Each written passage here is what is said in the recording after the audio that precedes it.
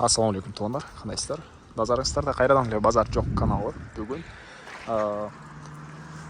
18 апрель 2023 жыл мен Бишкек шаарынын түштүк тарабы Арашан айылында, цело Арашанда жүрөм туғандар. Ушул Арашан айылдын центральный көчөсүнүн жээгинен магазин жана үй сатылып атыптыр. Азыр сиздерге ошол сатылуучу объект жөнүндө маалымат берейин дегем. Биринчи эле келүү жолун түшүндүрөйүн. Сиздер эгер бул жака келүү үчүн Южный магистрал 7 апрель көчөсү менен деле келсеңиздер болот. Түз, Көкжар, Беш күнгөй, Кой ташка келип туруп, батышты карай жүрсөңүздөр Арашан айылга. Же болбосо Баха Южный магистралдан деле келсеңиздер болот.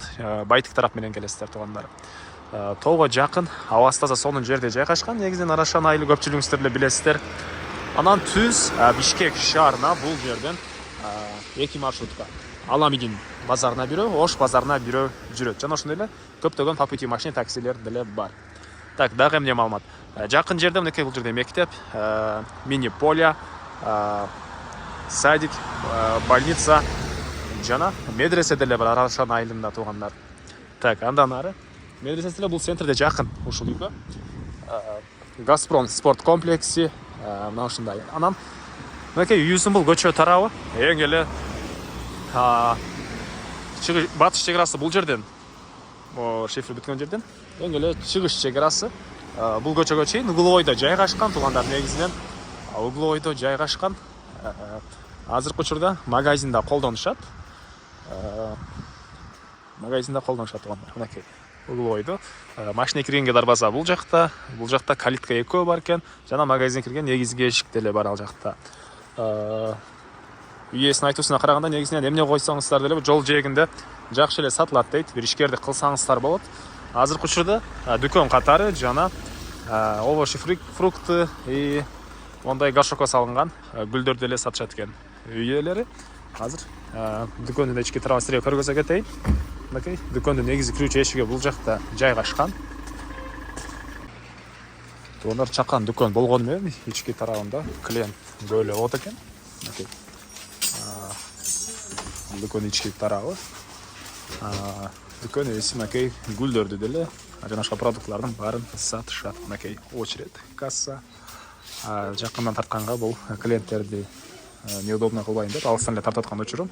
Кыскасы полкалары, холодильниктери баары бар, кондиционер орнотулган. Мына ушундай дүкөн. Эми коросуна кирип калган маалыматты дагы берейин. Ал жерде клиенттерди ыңгайсыз кылбайын деп тугандар көпкө тарткан жок дүкөндүн ички тарабына. Негизинен центрге деле жакын, центральный жолдун жээги.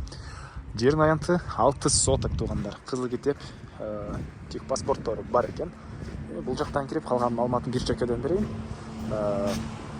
Негизинен мына кошуналар сыяктуу чоң үй салсаңыздар деле кеден батат. 6 соток болгон жер.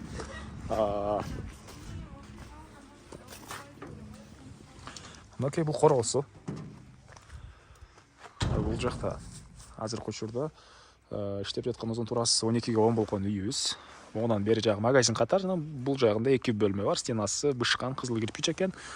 Жана бул жагынан чоң үй салсаңыздар деле кенен жай. Анан бул целый Арашанда азырынча чоңураак маркет жок экен туганда. Кааласаңыздар целый участокко чоңураак маркет деле салсаңыздар болгудай. Кыскасы центральный трассанын жээги. Чегарларын көрүп турасыздар, байкалып эле турат.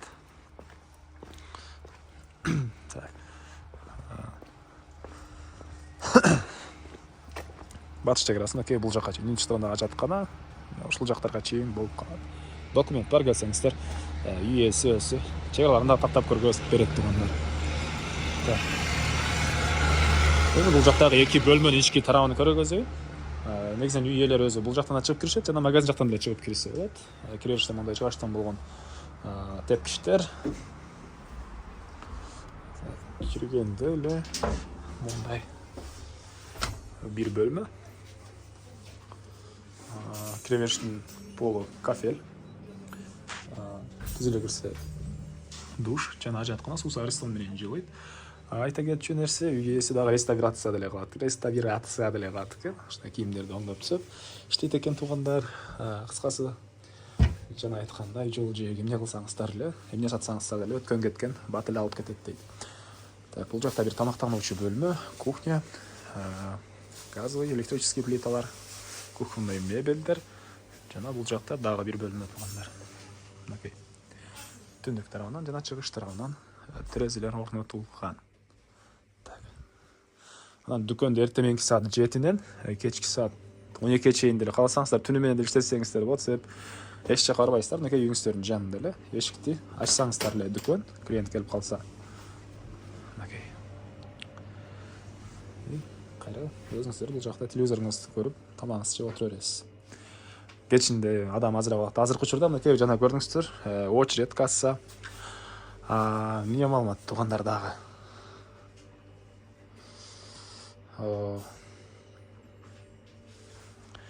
Так, айтылбаган бир эле баасы калды окшойт бул үйдүн туугандар. Баасы $80,000 сурап атыптыр үй ээлери. Анан дагы сүйлөшүү болот. Эсин номер менен экранга эсител деп калтыраңыз, онукул сүйлөшүп көрүңүздөр. Сүйлөшүү болот.